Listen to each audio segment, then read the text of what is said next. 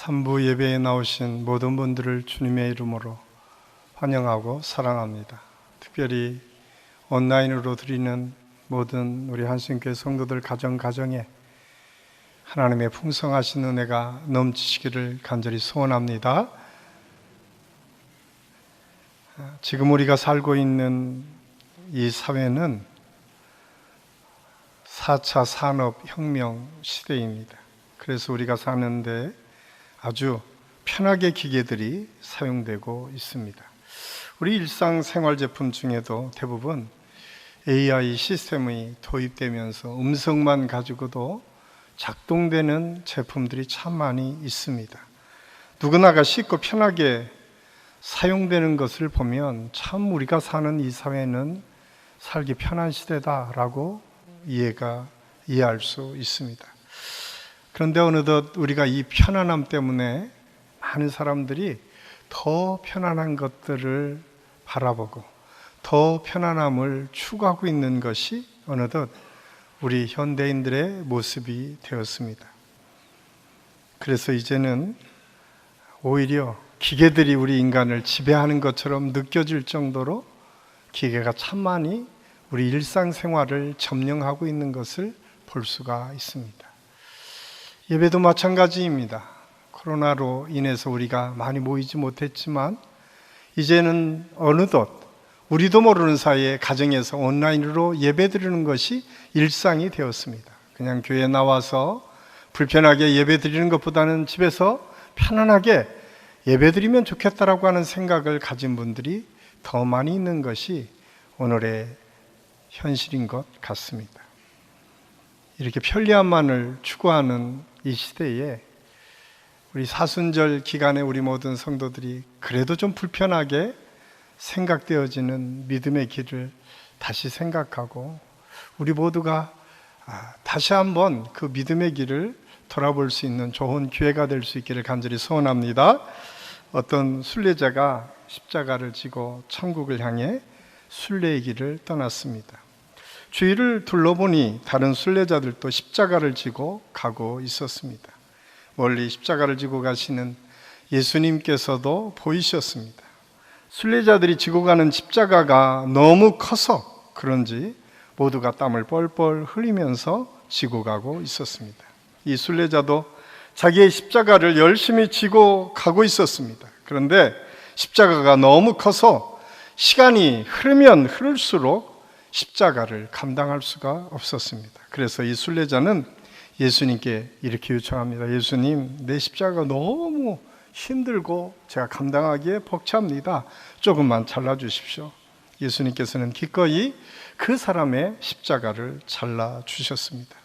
그는 예수님께 감사드린 후에 훨씬 가벼워진 그 십자가를 지고 걸어갔습니다. 그런데 얼마 후 그는 예수님께서 다시 그 무거워진 것 같은 자기의 십자가를 조금만 더 달라주셨으면 좋겠습니다 라고 간청합니다.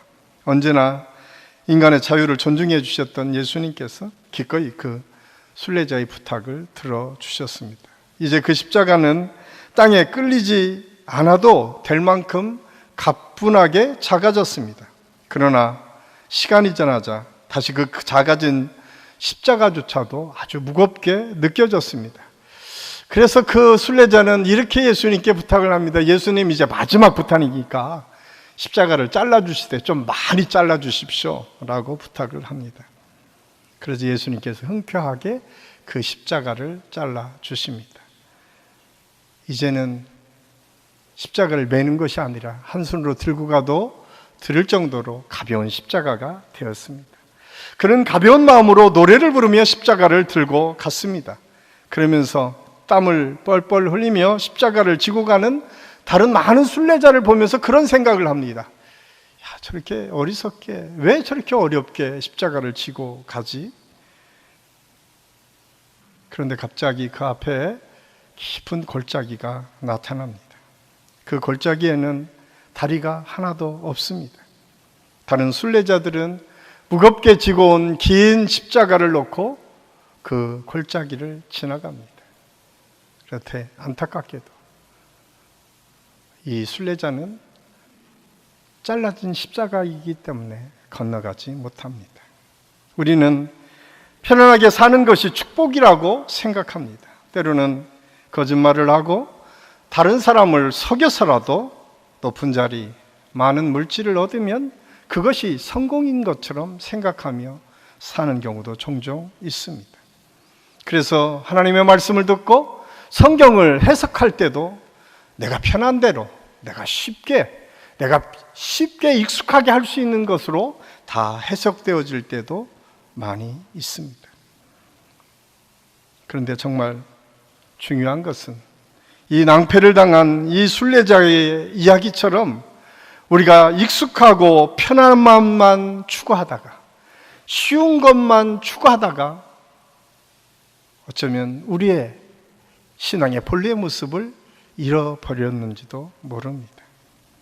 오늘 우리가 읽은 이 본문 말씀은 예수님께서 성령 충만한 상황에서 마귀에게 시험을 받은 장면을 오늘 성경은 우리에게 소개하고 있습니다.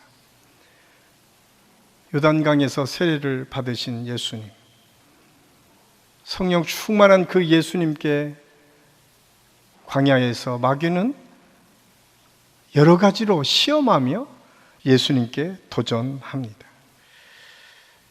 이 마귀의 사건은 예수님께서 직접 경험한 사건입니다. 이 사건을 통해서 저는 우리 믿음의 사람들에게도 동일하게 시험이 어떻게 오고 그 시험을 어떻게 이길 수 있는지 예수님을 통해서 배우고 함께 은혜를 나누려고 합니다. 마귀는 성령 충만한 사람도 공격합니다. 예수님께서 성령의 충만함을 입어 요단강에서 돌아오사 광야에서 40일 동안 성령에게 이끌리며 마귀에게 시험을 받으시더라. 예수님께서 성령 충만하게 광야로 이끌려 나가셨다고 성경은 기록하고 있습니다. 예수님께서 충분한 영적인 능력을 갖추고 있었던 시간에 마귀가 공격한 것입니다.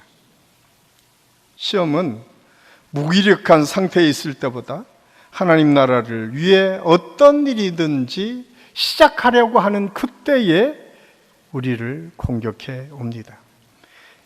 예수님은 인간이 시험을 통해 그 다음 단계에 이르기 위해서 연단되어야 함을 오늘 시험을 통과하는 과정을 통해서 우리에게 가르쳐 주고 있습니다.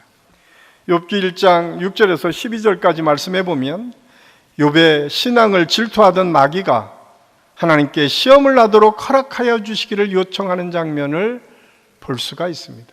그리고 하나님께서는 마귀의 그 시험을 욥의 목숨만 건드리지 말고 하라고 응락하시는 것을 성경은 우리에게 말씀해 주고 있습니다. 어쩌면 우리가 신앙생활을 할 때도 하나님께서는 우리 인간에게 이런 시험이 마귀의 공격이 있음을 아시면서도 때로는 그것을 그냥 허락하실 때가 종종 있습니다.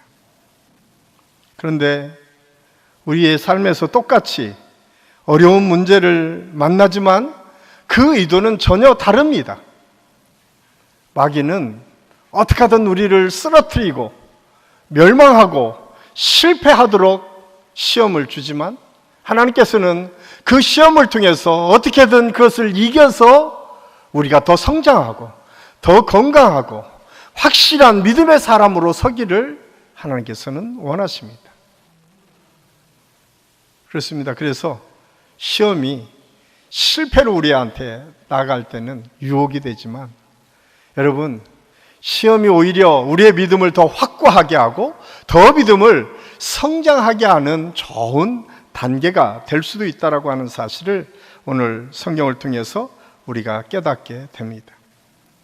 마귀가 원하는 대로 연단을 이기지 못하고 쓰러지면 유혹이지만 하나님이 주신 기회로 여기고 긍정하면서 성장을 위한 사랑의 시험을 통과하게 되면 더 큰 믿음으로 우리는 성장하고 성숙해 갈 수 있음을 알 수가 있습니다. 우리가 열심히 세상 일을 할 때는 어쩌면 마귀는 제일 좋아하는 때일 수 있습니다. 그런데 말씀대로 살려고 하면 그때 마귀가 공격해 옵니다. 그래서 혹시 여러분의 삶 가운데 지금 하나님의 말씀대로 순종하며 살려고 할 때에 공격당하는 어려움들이 있다면 오히려 그것을 기뻐하고 감사하십시오. 그것을 통해서 우리의 믿음이 한 단계 성장할 수 있는 좋은 기회로 삼을 수 있기를 바랍니다. 그래서 성경은 베드로 사도를 통해서 이렇게 우리에게 말씀합니다.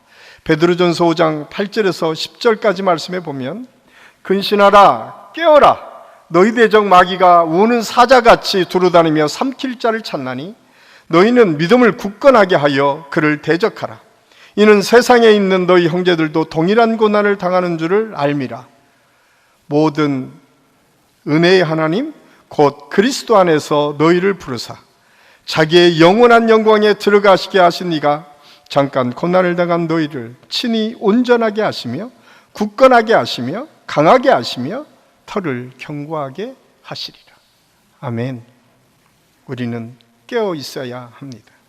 아무리 마귀가 우는 사자처럼 우리를 공격한다고 해도 오늘 우리와 함께 하시는 하나님께서 우리 한 사람 한 사람을 온전하게 하시고 굳건하게 하시고 강하게 하시고 더 견고하게 해주시는 은혜가 있음을 깨닫고 우리 모든 성도들이 이 믿음 속에 승리하는 삶을 살 수 있기를 간절히 소원합니다. 두 번째로 마귀는 언제나 쉽고 편안한 방법으로 접근하여 시험을 합니다. 마귀의 욕은 금식하고 계신 예수님께 돌을 떡이 되게 하여 먹으라고 말합니다. 마귀에게 절하면 온 천하를 주겠다고 유혹합니다. 그런데 예수님은 이미 요단강에서 세례를 받으실 때에 하늘문을 열고 이는 내 사랑하는 아들이요 기뻐하는 자라고 하는 하나님의 음성을 듣게 됩니다. 마귀가 증명하지 않아도 이미 하나님의 아들이심이 선포되었습니다. 오늘 이 광야에 오신 예수님 이미 하나님의 아들로서 이 세상을 새롭게 변화시키기 위해서 오셨음을 성경은 아주 분명하게 증언하고 있습니다. 그런데 사단은 이 마귀는 교묘한 방법을 가지고 예수님을 공격합니다. 이 모든 권세가 자기들에게 있는 것처럼 그리고 그 기적을 일으키고 세상의 영광과 권세에 관심을 가지도록 유혹하고 있음을 성경은 우리에게 말씀해주고 있습니다. 그때 예수님께서 말씀합니다. 사람이 떡으로만 살 것이 아니요 하나님의 말씀으로 살 것이니라. 그렇습니다. 우리는 떡으로만 사는 존재들이 아닙니다. 물론 떡도 필요합니다. 그래서 예수님께서 오병이어의 기적을 통해서 수많은 무리들을 먹이시는 역사를 일으켜 주셨습니다. 그런데 예수님께서는 그것이 목적이 아니었습니다. 그것을 통해서 하나님의 뜻을 바라볼 수 있도록 하시기 위함이었음을 성경은 우리에게 말씀해 주고 있습니다. 하나님의 나라는 저절로 만들어지는 나라가 아닙니다. 그냥 단순히 기적이나 굴복해서 영광을 얻는 나라가 아닙니다. 하나님의 은혜를 통해 끊임없이 노력하고 심어야만 거두는 나라입니다. 우리가 잘 아는 것처럼 달란트 비유를 통해서 한 달란트 받은 사람이 묻어뒀다가 주인에게 가져왔을 때에 주인이 이렇게 그를 책망합니다. 마태복음 25장 26절 말씀해 보면 그 주인이 대답하여 이르되 악하고 게으른 종아 나는 심지 않은 데서 거두고 해치지 않은 데서 모으는 줄로 내가 알았느냐. 예수님은 한 달란트 맡긴 종에게 악하고 게으른 종이라고 책망하십니다. 그러면서 저절로 얻어지는 것은 아무것도 없고 아무리 아무 노력도 하지 않고 모을 수는 없다고 아주 분명하게 선언하십니다. 그러면서 갈라디아서 6장 7절 8절 말씀은 이렇게 우리에게 말씀하고 있습니다. 우리 함께 읽겠습니다. 스스로 속이지 말라. 하나님은 업신여김을 받지 아니하시나니 사람이 무엇으로 심든지 그대로 거두리라. 자기의 육체를 위하여 심는 자는 육체로부터 썩어질 것을 거두고 성령을 위하여 심는 자는 성령으로부터 영생을 거두리라. 아멘. 지금도 마귀는 우리에게 끊임없이 쉽고 편안함을 통해서 우리를 유혹해 옵니다. 그러나 주님의 나라는 심은 대로 거두는 나라임을 우리가 알아야 됩니다. 사도 바울은 육체를 위하여 심으면 육체로부터 썩어질 것을 얻게 되고 성령으로 심으면 성령의 아름다운 열매를 거둘 수 있다고 아주 분명하게 우리에게 말씀해주고 있습니다. 저는 이번 사순절 기간에 우리 모든 성도들이 우리가 조금 불편하고 좀 우리가 어렵다 하더라도 주님께서 주신 그 금식의 길, 주님께서 주신 그 은혜의 길을 다시 한번 우리가 몸소 체험하는 그런 귀한 은혜의 시간이 될 수 있기를 간절히 소원합니다. 그래서 우리가 그런 것들을 많이 심을 때에 우리는 심는 대로 거두름으로 더 아름다운 열매들을 얻을 수 있습니다. 세 번째로 마귀는 시험을 통해서 하나님의 말씀을 가지고 우리를 시험에 올 때가 있다는 사실을 알아야 됩니다. 마귀가 예수님께 시험을 걸어올 때 자기 말이 아닌 하나님의 말씀을 가지고 시험을 걸어옵니다. 우리가 잘 아는 대로 창세기 3장에서는 첫 번째 사람 아담에게 뱀이 유혹할 때에 하나님께서 들려주신 말씀을 가지고 시험하는 장면을 보게 됩니다. 선악을 알게 하는 나무를 동산 중앙에 있는 나무로, 먹지 말라고 하는 말씀을 만지지도 말라고 하는 말로, 반드시 죽으리라는 말을 죽을까 하노라는 말로, 때로는 첨가하기도 하고 때로는 조금 바꾸기도 하고 또 전혀 다른 결과를 가져오는 말로 바꾸어서 우리를 유혹해 올 때가 참 많이 있습니다. 오늘날 이런 현상은 이단을 통해서 우리가 가장 쉽게 볼 수가 있습니다. 그래서 하나님의 말씀을 공부하고 하나님의 말씀을 따라 순종하는 것은 너무나 중요합니다. 아마도 우리 한신교회 안에서 이제 성경 공부들이 개설될 것입니다. 그래서 여러분들이 성경 공부할 때는 공적인 기관에서 성경 공부하는 것이 너무나 중요합니다. 그래서 우리 한신교회 모든 성도들이 성경 공부가 개설되면 많이 참여할 수 있기를 간절히 소원합니다. 이렇게 아멘이 갑자기, 우리가 하나님의 말씀을 기쁨으로 받는 것은 축복이고 은혜입니다. 마귀는 예수님께 하나님 나라를 위해 일하는 메시아가 아닌 세속적인 인기를 누리는 메시아로 설 것을 요청합니다. 그러나 예수님께서는 그것을 단호히 거부하시고 십자가의 길을 선택하셨습니다. 예수님께서 택하신 십자가의 길은 자기 자신을 많은 사람들에게 대속물로 내어주시는 희생의 길이었습니다. 만약 예수님께서 마귀가 제시하는 길을 선택하셨다면 예수님은 과거 한 시대에 군중을 선동하고 또 인기를 많이 얻었던 선동 정치가 정도로 어쩌면 사이비 이단 종파의 교주로 기록되고 보여졌을 수 있습니다. 그러나 예수님은 결코 그 길을 갈 수 없었습니다. 왜냐하면 하나님의 약속이 있었기 때문에, 하나님께서 사랑하는 모든 인류를 구원할 막중한 책임이 우리 주님에게 있기 때문에, 그럼에도 불구하고 오늘날 마귀는 우리를 여러 가지로 유혹합니다. 유혹하면서 가장 먼저 유혹하는 것이 이 세상 것들을 가지고 유혹해요. 그래서 요한일서 2장 15절 17절 말씀해 보면 이렇게 우리에게 말씀합니다. 우리 함께 읽겠습니다. 이 세상이나 세상에 있는 것들을 사랑하지 말라. 누구든지 세상을 사랑하면 아버지의 사랑이 그 안에 있지 아니하나니, 이는 세상에 있는 모든 것이 육신의 정욕과 안목의 정욕과 이생의 자랑이니 다 아버지께로부터 온 것이 아니요 세상으로부터 온 것이라. 이 세상도 그 정욕도 지나가되 오직 하나님의 뜻을 행하는 자는 영원히 거하느니라. 아멘.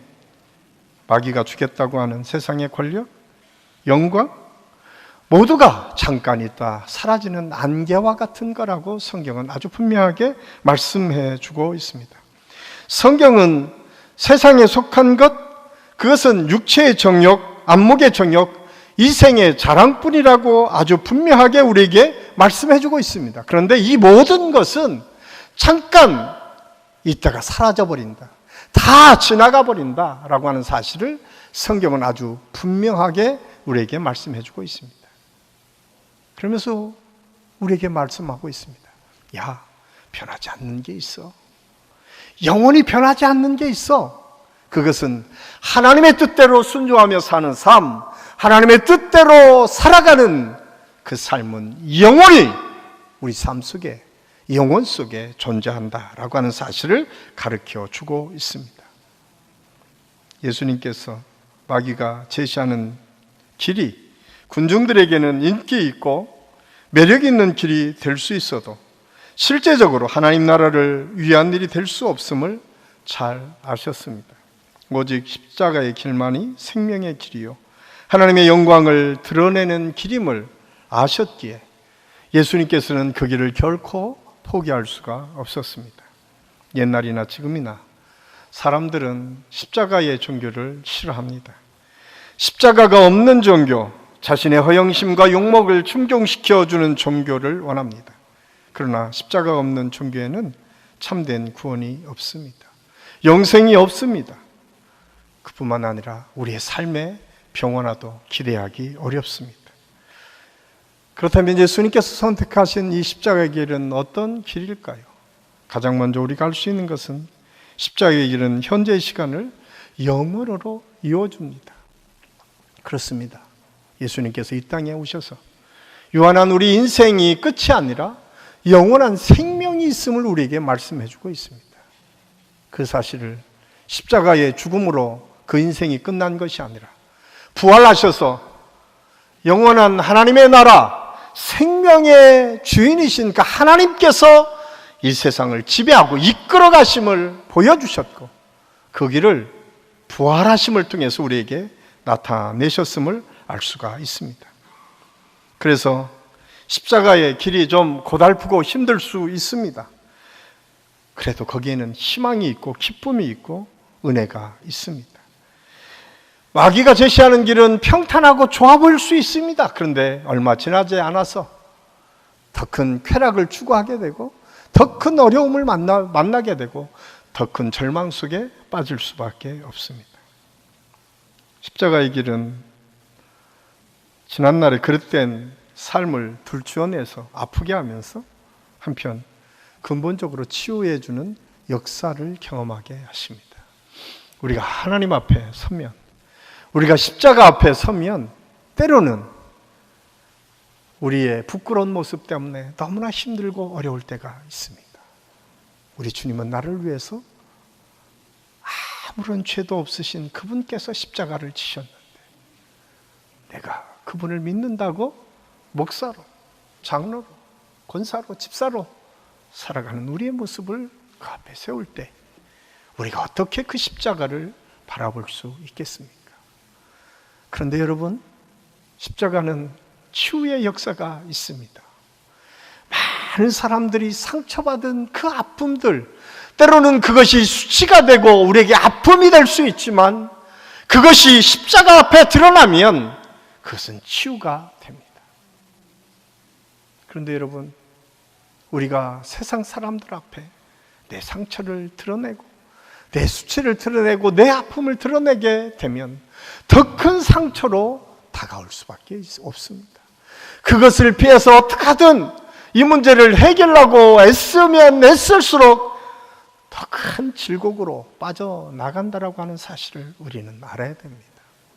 이번 사순절 기간에 여러분이 갖고 있는 아픔과 고통이 무엇인지는 제가 알 수 없지만 조용히 묵상하는 가운데 십자가 앞에 그것을 내려놓으십시오. 그러면 거기에 우리가 알 수 없는 놀라운 치유의 역사가 있을 줄로 믿습니다. 예수님이 선택하신 십자가의 길은 우리가 어떤 존재인지를 아주 분명하게 말씀해 주고 있습니다. 예수님께서 십자가를 지시고 가실 때에 많은 사람들은 저 사람이 왜 십자가를 지지 생각했지만 700년 전에 예수님의 그 모습을 보고 이사야 선지자는 세상 죄를 지고 가는 하나님의 어린 양을 보라라고 말씀합니다. 그렇습니다. 예수님의 십자가의 길은 그분이 하나님의 아들이심이 드러나는 길이었음을 알 수가 있습니다. 묵묵히 십자가를 지시고 도살장에 끌려가는 양처럼 소리 없이 인간의 죄를 짊어지신 예수 그리스도, 그 모습이 메시아이시고 우리의 구원자이심을 증거하고 있습니다. 예수님의 제자들도 마찬가지였습니다. 예수님께서 십자가에 못 박혀 죽으셨을 때 그들은 다 각자 자기의 길로 돌아갔습니다. 업으로 돌아갔습니다. 무서워서 숨어서 살았습니다. 그런데 예수님께서 부활하시고 부활의 주님을 만나고 그 믿음 위에 바로 서니까 그 제자들이 다 하나님의 믿음의 길로 걸어가기를 시작합니다.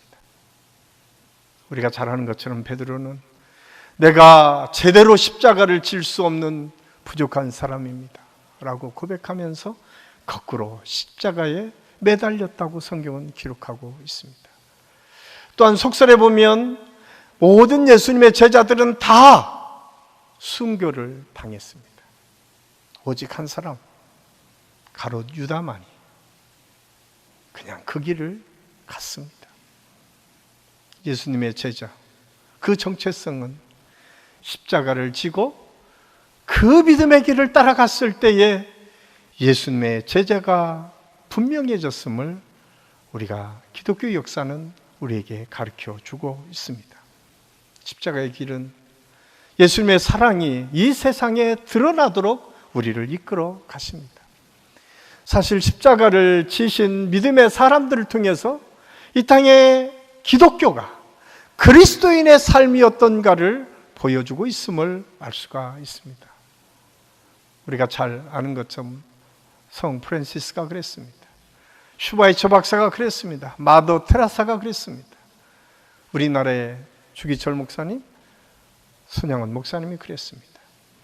우리 믿음의 선진들이 다 믿음 위에 그 길을 걸어갔기에 저분이 예수 믿는 사람이구나, 저분이 예수님의 제자구나, 저분이 하나님의 자녀구나 라고 하는 것들이 드러났음을 우리가 알 수가 있습니다. 십자가의 길은 우리 인간 완성의 절정의 부활에 이르도록 우리를 이끌어 가십니다. 인간의 진정한 자기 실현은 옛사람을 십자가에 못 박고 부활하신 주님의 영이 우리 가운데 거하심으로 이루어집니다. 예수님의 십자가의 길은 끝까지 믿음으로 걸어감으로 하나님의 나라를 완성시켰음을 성경은 우리에게 말씀해 주고 있습니다. 그래서 십자가는 인간 세상의 희망의 문입니다. 그리고 십자가의 길은 의의 길, 공의의 길, 자신의 이기심과 욕망을 초월해가는 길입니다. 십자가는 의를 추구하는 길입니다. 이 길은 오직 하나님께서 인정하시는 길입니다. 이 세상에는 우리가 선택할 수 있는 길이 그렇게 많지 않습니다. 오늘에 와서 기독교 복음이 너무 인간의 행복, 세상적인 성공, 물질적인 축복으로만 강조되고 있습니다. 심지어는 교회에서조차도 십자가 길이 어리석고 미련해 보이는 것처럼 생각하는 경우도 종종 있습니다. 그러한 우리 신앙의 모습이 어쩌면 우리의 교회를 변질시켜 가는지도 모릅니다. 오늘날에도 교회의 관심과 매력을 느끼게 하는 것은 광야에서 마귀가 예수님께 주겠다고 약속했던 것들 아닙니까? 우리는 그것이 하나님의 축복인 것처럼 쉽게 결정하고 그걸 따라가고 있지는 않습니까? 우리가 사는 이 시대, 우리는 깨어 있어서 이 시대를 분별하는 분별력을 가져야 됩니다. 사랑하는 성도 여러분, 세상에서 그리스도를 따르는 길은 십자가의 길을 걸어가는 것입니다. 이 길을 가지 아니하고는 우리는 부활의 영광에 도달할 수 없습니다. 우리가 시험을 이기는 길도 예수님처럼 묵묵히 십자가를 질 때에 가능합니다. 그래서 욥기는 이렇게 우리에게 권면하고 있습니다. 우리 23장 10절 같이 읽겠습니다. 나의 가는 길을 오직 그가 아시나니 그가 나를 단련하신 후에는 내가 정금같이 나오리라. 우리 한신교회 모든 성도들에게 사순절 기간에 욥처럼 주님, 주님께서 나를 단련하신 후에는 내가 점금같이 되어 나오겠습니다. 그것이대로 미디어 금식이 될 수도 있고, 여러분 절식이 될 수 있고, 또 겸손하게 살아가는 삶이 될 수도 있고, 누군가를 위해서 중보하는 중보기도가 될 수도 있고, 힘들고 어려운 사람들을 돌아보는 좋은 기회가 될 수도 있습니다. 무엇이든 상관없습니다. 중요한 것은 그리스도의 십자가를 통해서 주님, 이 기간에 우리가 하나님의 은혜 속에 내가 더 큰 믿음으로 단련되기를 원합니다. 더 큰 믿음 안에 하나님의 은혜를 누리며 정금으로 변화되기를 원합니다. 이 고백이 저와 여러분의 고백이 되어서 우리 한신교회 모든 성도들의 삶 속에 이 놀라우신 은총이 임할 수 있기를 예수님의 이름으로 간절히 축원합니다. 기도하겠습니다. 사랑의 아버지 하나님, 오늘 말씀을 통해서 우리가 마귀에게 시험 받으신 예수님을 바라보며 여전히 우리가 시험 속에 있음을 깨닫게 됩니다. 편하고 쉽고 익숙하고 안전한 것만을 추구하며 살고 있지는 않습니까? 오늘 다시 한번 십자가의 길을 기억하고 하나님께서 원하시는 그 믿음의 삶, 하나님께서 기뻐하시는 그 길을 걸어갈 수 있도록 하나님께서 인도하여 주시옵소서. 예수님의 이름으로 감사드리며 기도하옵나이다. 아멘.